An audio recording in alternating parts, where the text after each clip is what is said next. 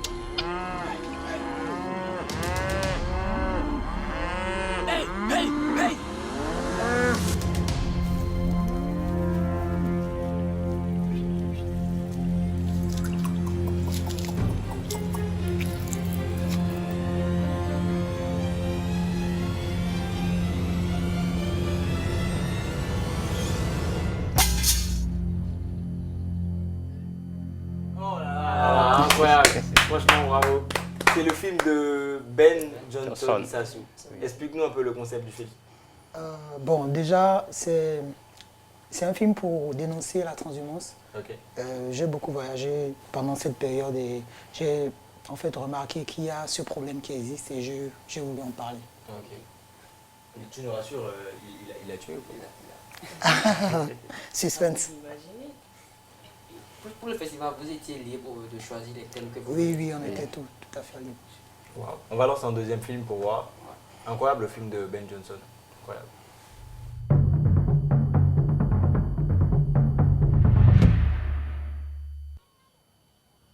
J'ai environ 200 ans. Ici, c'est chez moi, mais aussi la ville natale du roi Béranger. Au temps de ces grands rois, mon espèce était protégée au point d'être vénérée. Ma famille était répandue partout dans cette ville historique et toutes les régions du Bénin. Aujourd'hui, rien n'est plus comme avant. Plutôt que de continuer à protéger le climat, nous sommes abattus, transformés en pirogues sur les lacs, en meubles et en charpentes des maisons. Ces gens n'ont pas peur des conséquences climatiques jusqu'à craindre la disparition de notre espèce. Moi, je demeurerai ici le seul monument jusqu'à ce qu'un ennemi de la nature décide autrement. Les oiseaux continueront à se poser sur moi jusqu'au jour où un individu viendra les repousser plus loin. On m'appelle Kapoki. Je pleure ma famille disparue. Non mais franchement j'applaudis. Parce qu'en fait au début on n'arrive pas vite à cerner que c'est le baobab. Oui. Et avec tout ce qui se passe, avec le déboisement et tout ça, c'est vrai que les baobabs c'est très imposant. Oui, et puis c'est actuellement une espèce en voie de disparition. Ah oui. Non mais franchement j'apprécie énormément. Merci. Et ça peut durer 200 ans, je pense même plus que ça. Oui, ça peut, en tout cas ça dure environ 200 ans. Voilà, oui. Un baobab et comme on dit, voilà, j'espère que tu seras le baobab du festival et ça fait plaisir. On va très très vite lancer le 3e. Après tu vas nous expliquer mieux pourquoi le baobab. D'accord. Okay.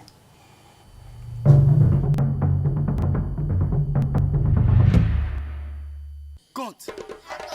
Mon histoire folle. Et tombe sur Yogbo le peureux et les chasseurs.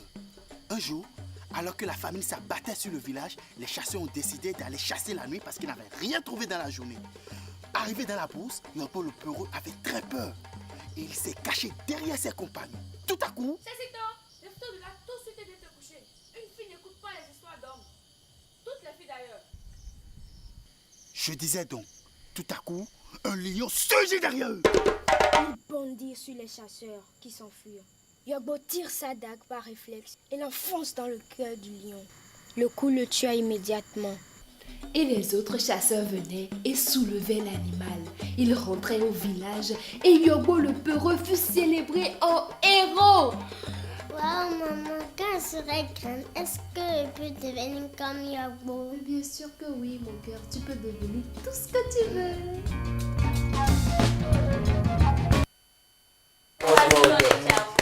Ouais, ça fait un peu osmo au cœur, c'est très bien. J'aime beaucoup. En fait, on a très vite compris. Parce qu'au début, moi j'étais déçu du fait que la fille elle doit partir et tout. Je me suis dit, mais c'est quoi cette histoire? Non, mais franchement, ça vient d'où l'inspiration justement par rapport à ce film? Déjà, j'ai eu la chance d'écouter les contes de ma grand-mère quand j'étais petite. Oui. Et du coup, je me suis dit, et si j'avais pas eu la chance d'écouter ces contes-là quand j'étais petite? Oui. Et j'ai voulu introduire ça dans le film et tout. Et pour moi, les contes, ça raconte l'Afrique. C'est comme ça que moi, je vois l'Afrique et tout. Donc, c'est un peu comme ça que c'est venu. Mon compte roule. Et là, ça va tomber sur un baobab. Ouais, il y a que... Le baobab, dis-nous un peu, c'était quoi l'histoire avec le... Vous savez qu'aujourd'hui, le monde est en train de vivre, en tout cas, le changement climatique sous toutes ses formes. Oui. Donc, en passant à chaque fois sous là, parce que je dois passer par là tous les matins pour aller au boulot. Okay. Et je vois même que c'est presque le dernier qui existe encore chez nous. Oui. Donc, je me suis dit, mais ce table, jusqu'à présent, il continue de jouer un rôle sur le climat et tout. Et voilà que toute sa famille a été détruite et tout. Donc, je me suis dit, il faut raconter une histoire sur là afin de l'immortaliser. C'est super. Donc, c'est ce qui m'a amené à réaliser le film. Non, mais franchement, c'est super et j'espère. T'as un mot à dire? Oui, j'aimerais demander comment va se passer la compétition. Est-ce qu'on doit voter ou c'est un jury qui décide? Non, il y a un jury qui a déjà été annoncé depuis le début du lancement du festival. Exactement. Il y a Gad Elmaleh. Gad Elmaleh? Ouais, le président du jury. Oui. Donc, c'est eux qui vont décider qui seront les lauréats. Et ça sera au mois de juin, le mois prochain, au Maroc, je crois. Oui, le 8 juin à Rabat. À Rabat. Et j'espère que tous les trois, vous serez, parce que de ce qu'on a vu, vous méritez votre place là-bas. Merci. C'était un plaisir. On est tous avec les téléphones, oui. Incroyable. Vous allez peut-être essayer de tourner la vie de Naomi. C'est pas compliqué, il ne fait pas grand-chose. Donc, ouais, c'était un plaisir de vous avoir sur le plateau, merci. Franchement. Et j'espère vous avoir sur le même plateau en juin avec des trophées. On est d'accord? On fait ça? On essaie bien. Super. Allez, prenez soin de vous. C'était tout pour Super Talent.